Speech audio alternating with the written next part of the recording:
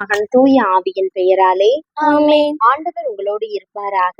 உம் ஆன்மாவோடும் இருப்பாராக. நாளைய நற்செய்தி. புனித லூக்கா எழுதிய நற்செய்தியிலிருந்து வாசகம். அதிகாரம் 2, இறை வசனங்கள் 16 முதல் 21 வரை. விரைந்து சென்று மரியாவையும் யோசேப்பையும் தீவன தொட்டியில் கிடத்தியிருந்த குழந்தையையும் கண்டார்கள். பின்பு அந்த குழந்தையை பற்றி தங்களுக்கு சொல்லப்பட்ட செய்தியை தெரிவித்தார்கள். அதை கேட்ட யாவரும் இடையர்கள் தங்களுக்கு சொன்னவற்றை குறித்து வியப்படைந்தனர். ஆனால் மரியா இந்நிகழ்ச்சிகளை எல்லாம் தம் உள்ளத்தில் இருத்தி சிந்தித்துக் கொண்டிருந்தார். இடையர்கள் தாங்கள் கேட்டவை கண்டவை அனைத்தையும் குறித்து கடவுளை போற்றி புகழ்ந்து பாடிக்கொண்டே திரும்பி சென்றார்கள். அவர்களுக்கு சொல்லப்பட்டவாறு எல்லாம் நிகழ்ந்திருந்தது.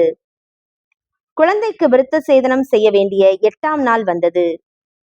தாயின் வயிற்றில் உருவாகும் முன்பே வானதுதர் சொல்லியிருந்தவாறு அதற்கு இயேசு என்று பெயரிட்டார்கள்.